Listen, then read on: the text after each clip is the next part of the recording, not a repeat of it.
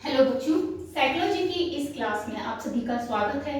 हम पढ़ रहे थे व्यवहार का देहिक आधार, फिजियोलॉजिकल बेसिस ऑफ बिहेवियर।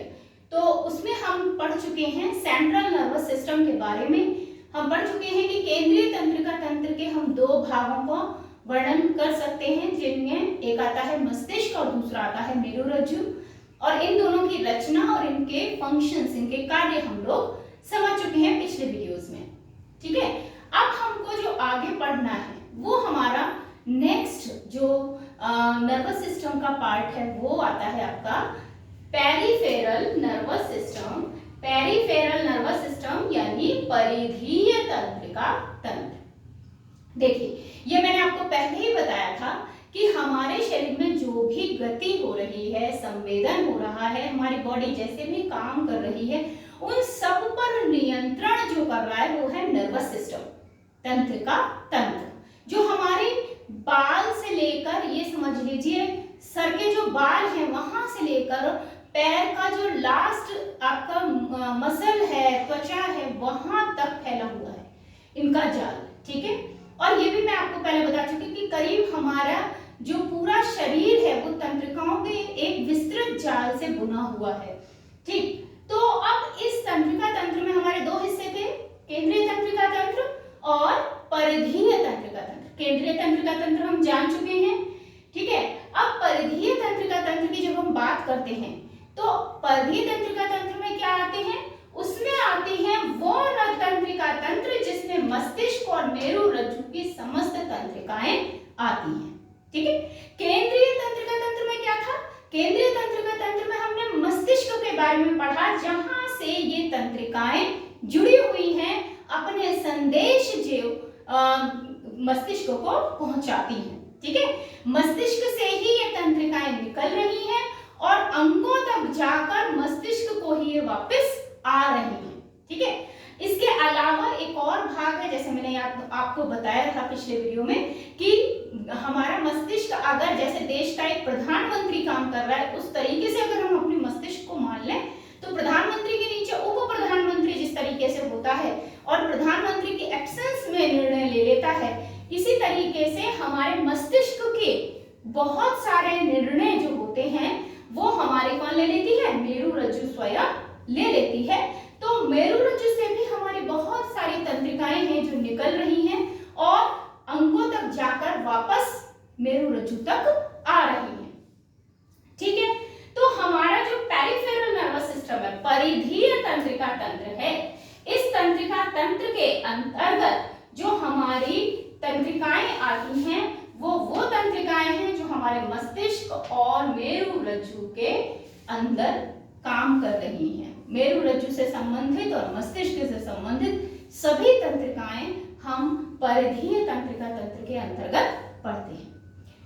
ये मैं आपको बाद में अपने नेक्स्ट वीडियो में बताऊंगी कि तंत्रिका जो है वो क्या होती है और उसकी रचना किस प्रकार की होती है और ये तंत्रिकाएं कितने प्रकार की हो सकती हैं। ठीक है, ये सब हम अपने नेक्स्ट वीडियो में जानेंगे। अभी हम जानते हैं कि जो हमारे मस्तिष्क और मेरुरज्जु से तंत्रिकाएं निकल रही हैं और उन तक वापस आ रही हैं, वो तंत्रिकाओं को हम कितने भागों में बांट सकते हैं। ठीक है, अब ये जो हमारा पहले पेरिफेरल नर्वस सिस्टम है, देखिए अगर हम इसकी सभी तंत्रिकाओं की बात करें तो इन्हीं सभी तंत्रिकाओं के आधार पर हम अपने परिधीय तंत्रिका तंत्र को, पेरिफेरल नर्वस सिस्टम को दो भागों में बांट सकते हैं। वो दो भाग कौन कौन से हैं, यहाँ आपको दिख रहा है। पहला है सोमैटिक नर्वस सिस्टम, जिसे हम कायिक तंत्रिका तंत्र कहते हैं। हिंदी में कहते हैं कायिक तंत्रिका तंत्र, इंग्लिश में कहते हैं सोमैटिक नर्वस सिस्टम। और दूसरा हमारा होता है ऑटोनॉमिक नर्वस सिस्टम या स्वायत्त तंत्रिका तंत्र।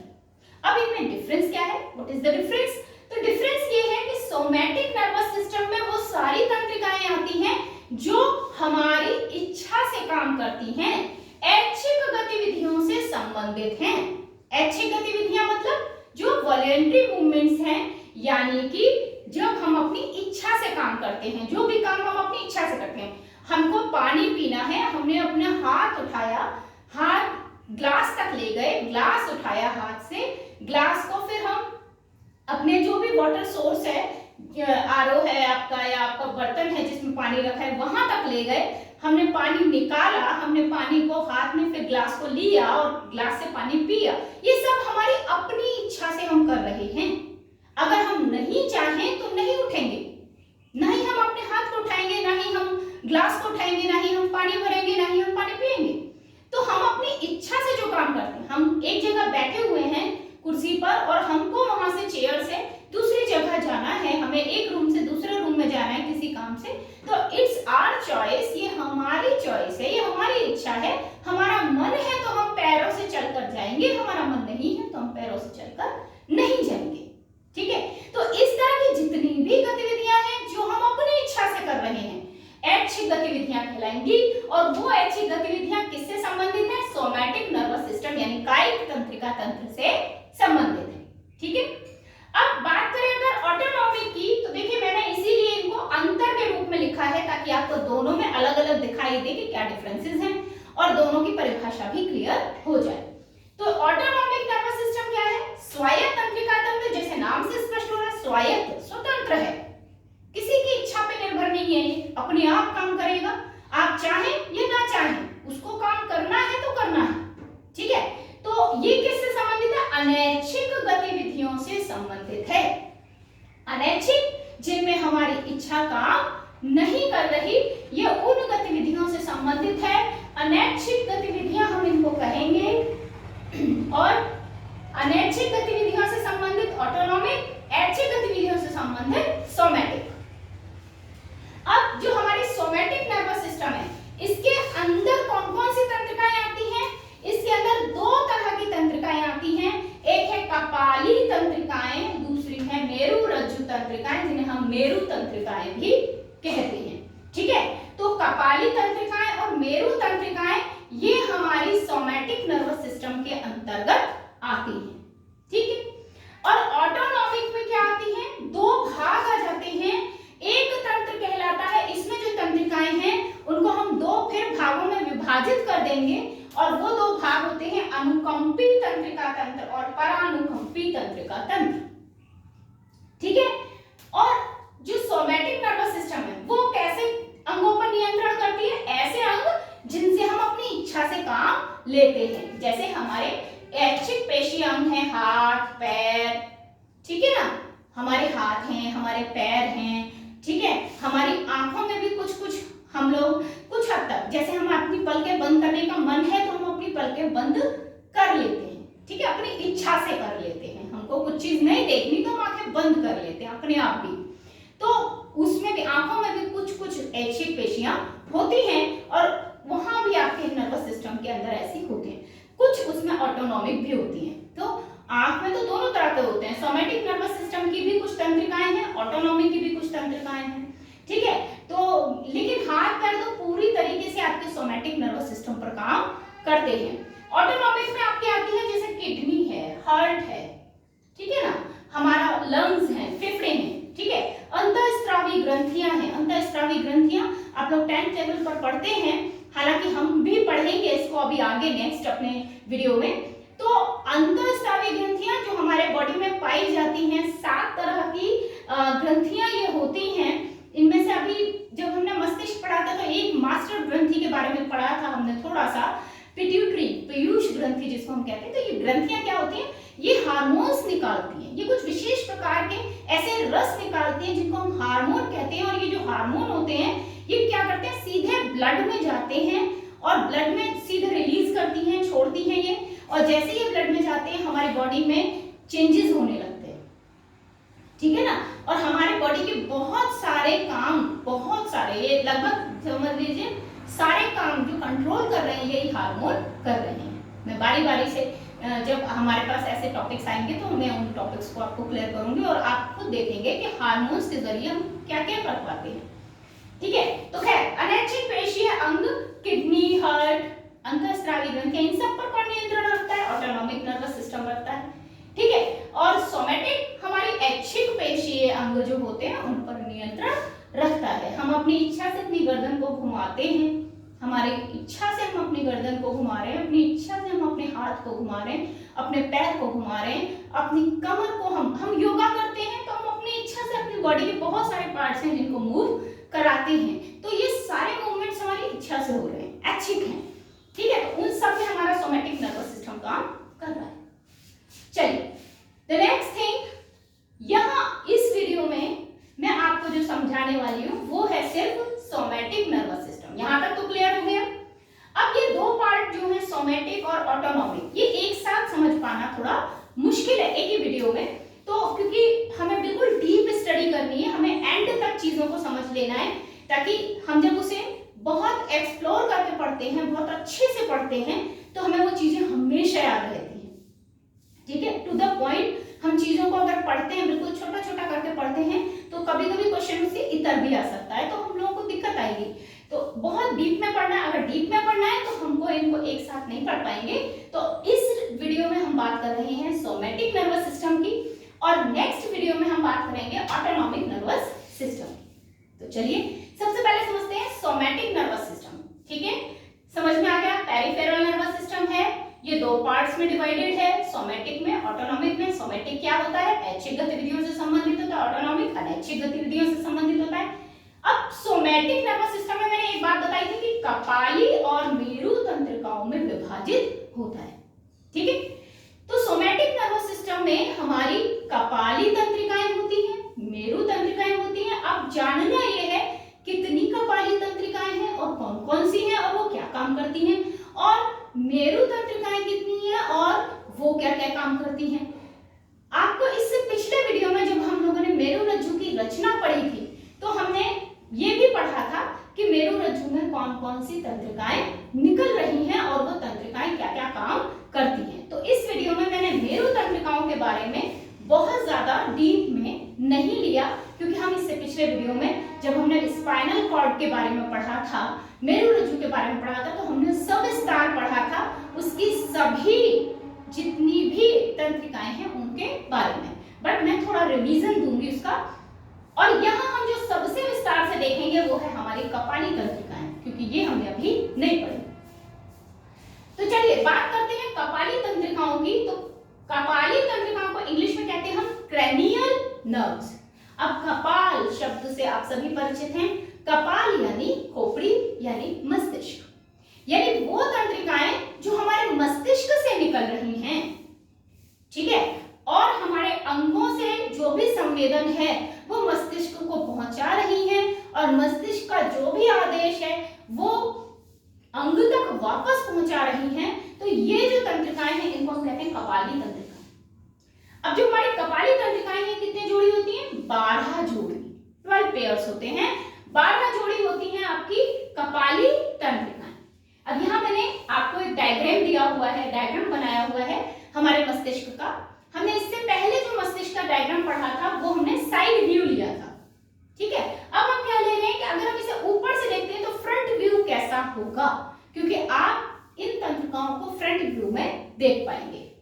देखिए फ्रंट व्यू में आपका कुछ इस तरीके की जाली होती है। ये जो नीचे का पार्ट है आप समझ सकते हैं, ये पार्ट जो नीचे की तरफ आपको दिखाई दे रहा है ये हमारे मेडुला ऑब्लांगेटा, याद होगा पोन्स के जरिए, सेतु के जरिए यहीं से हमारा मेडुला ऑब्लांगेटा होता है जो किसको जोड़ता है? स्पाइनल कॉर्ड को दिमाग से जोड़ता है, ठीक है। तो ये वो वाला पार्ट है, और इसके बाद ये ऊपर यहाँ हमारा मध्य मस्तिष्क आ जाता है, जहां हमारा थैलेमस है, हाइपोथैलेमस है, हिप्पोकैम्पस है, ये सारे पार्ट्स हैं। और इसके ऊपर ये वाला जो पोर्शन है ये आपके आगे वाली फ्रंटल लोब है, फ्रंटल लोब, इसके आगे का ये जो हिस्सा है ये आप जानते हो माथा, फॉरहेड हो जाता है, ठीक है। तो ये इस तरीके से आपका ये डायग्राम बना हुआ है। अब इसमें जो ये आगे की तरफ दो गोली जैसी रचनाएं होती हैं, बहुत लंबी सी निकली हुई होती हैं, ये बेसिकली क्या होती हैं? ये ऑल्फैक्टरी रीजन होता है। ये कौन सा रीजन है? ऑल्फैक्टरी रीजन है। तो यहाँ ऑल्फैक्टरी रीजन में जो तंत्रिकाएं निकली होती हैं बेसिकली उन्हें भी हम क्या कहेंगे? ऑल्फैक्टरी नर्व्स कहेंगे, ऑल्फैक्टरी घ्राण तंत्रिकाएं कहेंगे। और ये जो घ्राण तंत्रिकाएं हैं या ऑल्फैक्टरी नर्व्स हैं ये क्या काम करेंगी? सूंघने में मदद करेंगी। हम नाक के जरिए क्या लेते हैं? केवल हवा लेते हैं, वायु का प्रवेश कराते हैं, वायु के साथ साथ गंध के कण भी प्रवेश करते हैं, और गंध के जो कण हैं वो जब घ्राण पिंडों के त्वचा से टकराते हैं, स्किन से टकराते हैं, तो हम ये पढ़ चुके हैं अपने पिछले वीडियो में कि हमारी स्किन जो है वो काम करती है।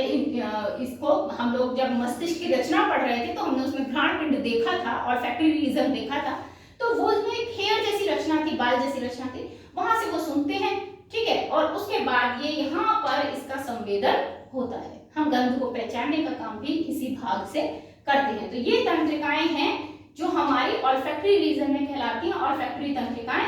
तो पहली तंत्रिका ये देखिए दो दिखाई दे रही है आपको, एक इस तरफ है और एक इस तरफ है, ठीक है।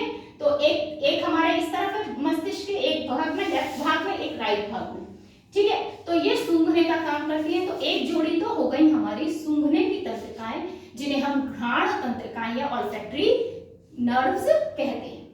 इसके बाद जब हम दूसरी बात करते हैं तो दूसरे नंबर पर अब आती है आपकी, यहां से देखिए ऑप्टिक, ये देखिए है ना, यहाँ पे हमारी आती है ये ऑप्टिक दृष्टि की तंत्रिकाएं, ठीक है।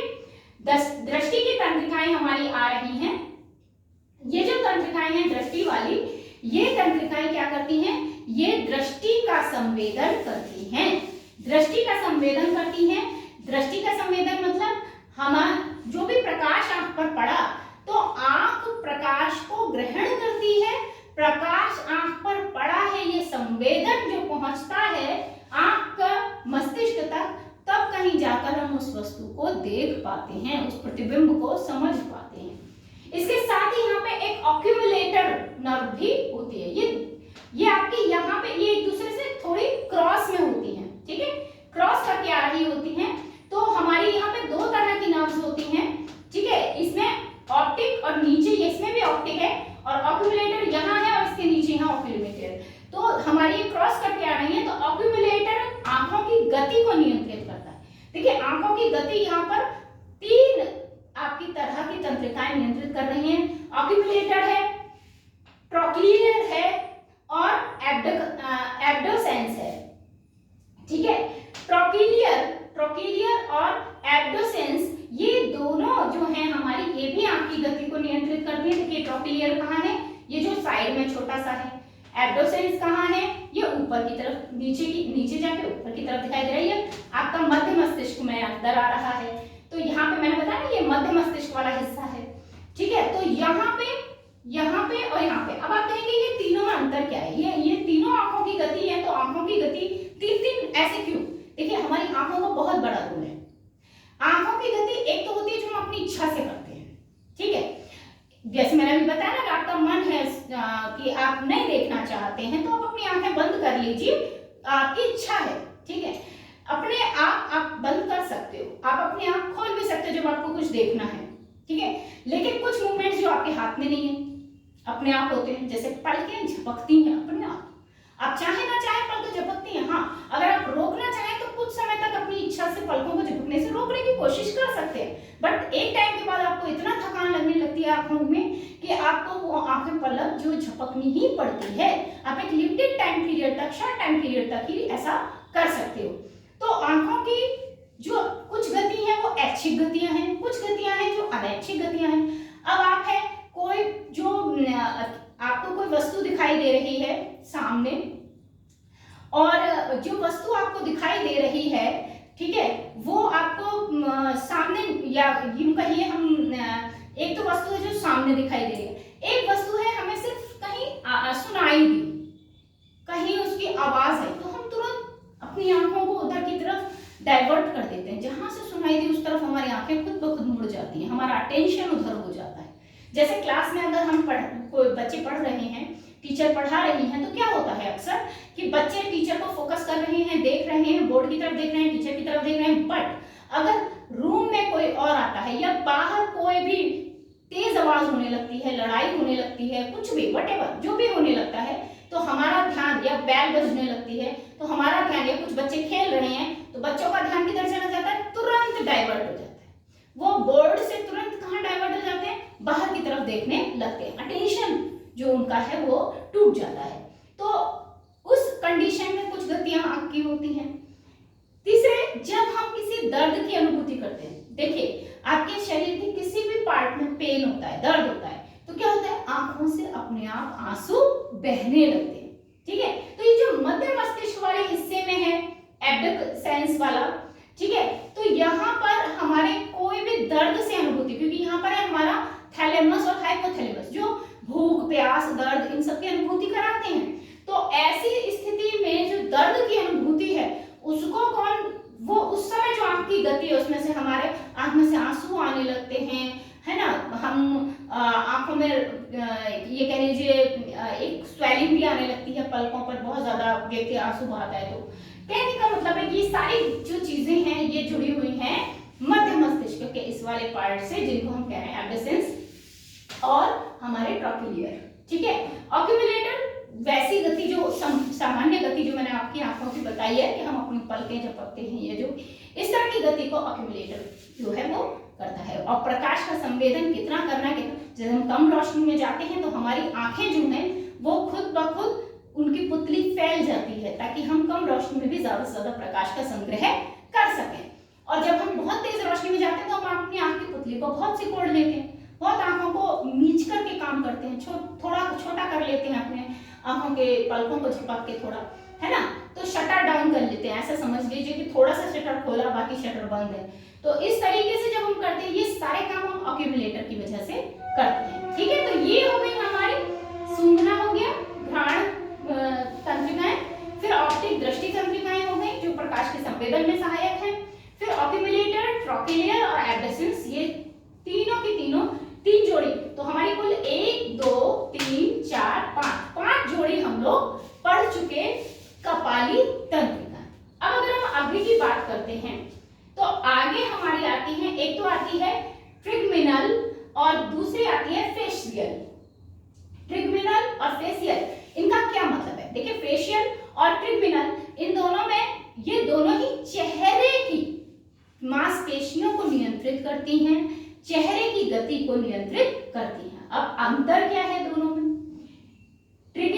जो आपका ट्रिगमिनल है वो चेहरे का संवेदन कर महसूस करते हैं। जैसे हमें अगर खुशी हो रही है तो हमारे चेहरे से पता चलता है कि हमें खुशी है, तो हमारी मांसपेशियां इसी तरीके से काम करती हैं, हमारे लिप्स ऊपर की तरफ हो जाते हैं, हमारे अंदर से चेहरे पर खुशी दिखाई देती है। तो इस तरीके के संवेदन को ट्रिगमिनल, दुखी है तो दुखी की अनुभूति अलग होती है चेहरे पर, ठीक है, गुस्सा है तो हमारी भौहें तन जाती हैं, ठीक है, चेहरे पे लालीपन आ जाता है काफी ज्यादा। तो वो जो ट्रिगमिनल है ये क्या करती है? चेहरे के संवेदन का नियंत्रण करती हैं। और ये भी आप देख रहे हो हमारे मिड पार्ट को के साथ जुड़ी हुई हैं। ब्रेन का जो मिड पार्ट है हाइपोथैलेमस थैलेमस के इसके ऊपर, देखिए हाइपोथैलेमस थैलेमस मध्य मस्तिष्क के हिस्से नहीं है वो अग्र मस्तिष्क के ही भाग, लेकिन वो जुड़े हुए मध्य मस्तिष्क के ऊपर की तरफ है, इसलिए वो मध्य मस्तिष्क के साथ ही काम करते हैं। ठीक है, तो ट्रिगमिनल है, हाँ, तो हमारा जो हाइपोथैलेमस और थैलेमस है वो चेहरे के संवेदन में मदद करते हैं। ठीक है, क्योंकि हमारी भावनाओं को वो एक्सप्रेस करते हैं, स्पष्ट रूप से व्यक्त करते हैं। फेशियल मूवमेंट्स, इसके अलावा जो हमारे चेहरे की गति है, जैसे हम कुछ खाते हैं तो हमें मुंह चलाना पड़ता है, ठीक है, जब हम कुछ निगलते हैं, ठीक है, तो भी हमें अपने मुंह में हमें गति हमारी जीभ के द्वारा की जाती है, ठीक है, तो हम बोलते हैं तो हमारा गला और मुंह मिलकर के बोलने के लिए ध्वनि जो उच्चारित करते हैं, हम ध्वनि प्रोड्यूस कर रहे हैं, साउंड जो प्रोड्यूस हो रही है, उस सब को बीच में जो गति हो रही है जितनी भी, वो सबको नियंत्रित करती है हमारी फेशियल। ठीक है, आपको याद होगा इसी हिस्से के पास हमारे ब्रोका एरिया होता है। ब्रोका एरिया पहले हम लोग पढ़ चुके हैं मस्तिष्क में। ब्रोका एरिया जो हमारी लैंग्वेज एक्विजिशन को, ठीक है ना, के लिए उत्तरदायी है, वो भाषा को समझना और भाषा को व्यक्त करना उस सब के लिए उत्तरदायी है। तो वो भाषा जो भी हम बोलते हैं वो हम अपने फेशियल मूवमेंट्स के जरिए ही बोल पाते हैं, जिसमें हमारा मुंह, हमारे मुंह के अंदर दांत, हमारे जीभ, हमारा गला, ये सब मिलकर के वो काम करते हैं। क्योंकि कुछ वर्ण होते हैं, आपने पढ़ा होगा हिंदी में, संस्कृत में, इंग्लिश में, सब में आप पढ़ते हैं कि कुछ वर्ड्स आपके कुछ वर्ण होते हैं, वर्ण मतलब अक्षर होते हैं जिन्हें आप कंठ से बोल रहे हो, गले से बोल रहे हो, कुछ हैं जो लिप्स से बोले जा रहे हैं, होठ से बोले जा रहे हैं, कुछ हैं जो दांतों की मदद से बोले जाते हैं, कुछ हैं जो जीभ की मदद से बोले जाते हैं, ऊपर के तालु जिसको हम कहते हैं उससे बोले जाते हैं। तो ये सब जो हमारे अलग अलग अक्षर हैं, जैसे का, खा, गा, घा, कोई भी अगर इस तरीके से लोगे तो वो सब आपके फेशियल मूवमेंट्स के जरिए ही निकलेंगे। चलिए खैर, ये भी हो गया, ट्रिगमिनल भी हो गया, है ना। अब हमारी आती है नेक्स्ट वेस्टिबुलोकोक्लियर। वेस्टिबुलोकोक्लियर, ठीक है। तो वेस्टिबुलोकोक्लियर ये क्या है, ये कौन सी तंत्रिका है? देखिए, जो हमारी फेशियल है उसके जस्ट नीचे आपको वेस्टिबुलोकोक्लियर मिल रही है। ये काम करती है सुनने का, ये टेम्पोरल लोब में है, ठीक है। और टेम्पोरल लोब के नीचे की तरफ को हमारा, यहाँ पे जब हम आ जाते हैं तो यहाँ हमारा अनुमस्तिष्क आ जाता है। ये वाला हिस्सा देखिए, आपको अनुमस्तिष्क वाला हिस्सा दिख रहा है, तो ये अनुमस्तिष्क के अंदर आती है वेस्टिबुलोकोक्लियर। और वेस्टिबुलोकोक्लियर में क्या होता है? सुनने का काम होता है और संतुलन का काम होता है। किस किस का काम है? सुनने का काम है, संतुलन का काम है, ठीक है। तो हमारा मन, ये पश्चिम मस्तिष्क के अंतर्गत आती है, सुनना और संतुलन। टेम्पोरल लोब के नीचे होता है ऑक्सीपिटल लोब, और टेम्पोरल लोब के नीचे की तरफ आपका पश्चिम मस्तिष्क होता है। आप पहले वीडियोस में देख सकते हो मस्तिष्क की रचना में। तो वहां आपका वेस्टिबुलोकोक्लियर होते हैं जो सुनने और संतुलन में मदद करती हैं। ये वो तंत्रिकाएं हैं, ठीक है। उसके बाद नीचे एक और आ रही है आपकी ग्लॉसोफेरिनियल। ग्लॉसोफेरिनियल, तो ग्लॉसोफेरिनियल ये क्या है? ग्लॉसोफेरिनियल गले का संवेदन, स्वाद का संवेदन, इसमें मदद करती है। गले का संवेदन हमारे गले में, जैसे कभी कभी क्या होता है, गले में कुछ अटक गया, हमें कुछ महसूस नहीं हो रहा खाने में, मतलब अंदर नहीं जा रहा, गला दर्द कर रहा है, तो दर्द का संवेदन गले का, ठीक है। गले में हम जैसे बोल पा रहे हैं, तो हमारे जो गले में, आपने पढ़ा हुआ है इस चीज को कि गले में एक स्वर तंत्र होता है जिसमें हमारी झिल्ली जैसी एक रचना है जो कि कंपन जब करती है तो हम आवाज प्रोड्यूस कर पाते हैं, है ना।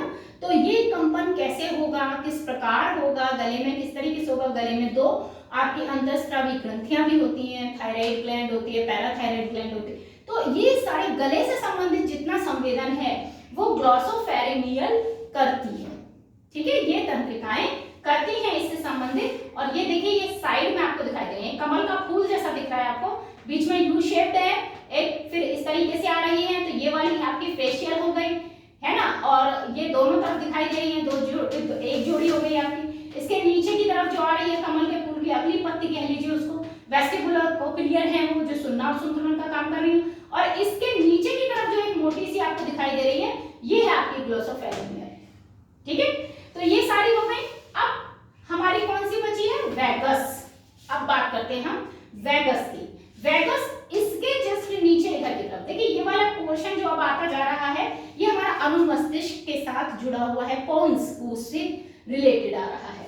तो यहाँ पर वैगस क्या करती है? गति, जिस भी प्रकार की हम गति कर रहे हैं, जितनी भी अच्छी गतियां हैं हाथ पैर की मूवमेंट्स, उनको कंट्रोल करना, ठीक है। उनसे संबंधित जो भी संवेदन है, दर्द की अनुभूति, स्पर्श की अनुभूति, वो करना। पाचन तंत्र पर भी नियंत्रण, ठीक है। जो हमारे पाचन अंग हैं, तो हमारा पाचन अंगों में बहुत सारे अंग आते हैं, जैसे हमारा आमाशय आता है, लीवर आता है, पैंक्रियाज आती है, छोटी आंत आती है, बड़ी आंत आती है, हमारे फूड पाइप आता है, ठीक है। तो बहुत सारे ये जो सारे अंग आ रहे हैं, ये सब अंगों को कंट्रोल करना ये भी वैगस करती है, ठीक है। और इनसे रिलेटेड जो भी सूचनाएं हैं वो मस्तिष्क को पहुंचाना, और मस्तिष्क से जो भी सूचनाएं हैं वो अंगों तक पहुंचाना, ये काम वैगस का हो गया। उसके बाद नेक्स्ट आपकी आती है हाइपोग्लॉसल।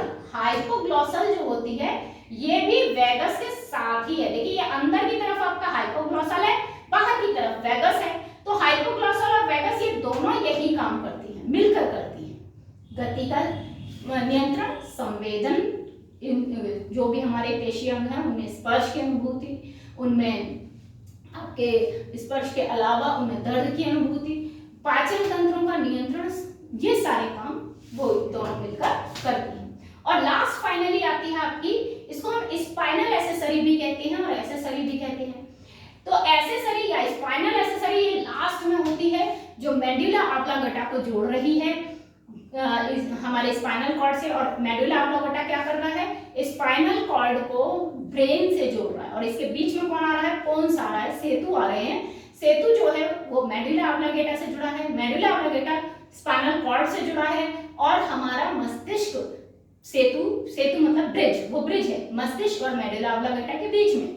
और मेडुला ऑब्लांगेटा जो है वो जुड़ रहा है स्पाइनल कॉर्ड से। इस तरीके से स्पाइनल कॉर्ड से मेरुरज्जु से भी कोई अगर संदेश है तो वो ऊपर की तरफ मस्तिष्क तक जाएगा, पहले मेडुला ऑब्लांगेटा, फिर मेडुला ऑब्लांगेटा से पोन्स यानी सेतु, और फिर सेतु से मस्तिष्क के इस भाग में जाएगा। ऐसे से ये किसको नियंत्रित कर रही है, गर्दन के मूवमेंट्स को, हमारी गर्दन की गति को नियंत्रित करती है।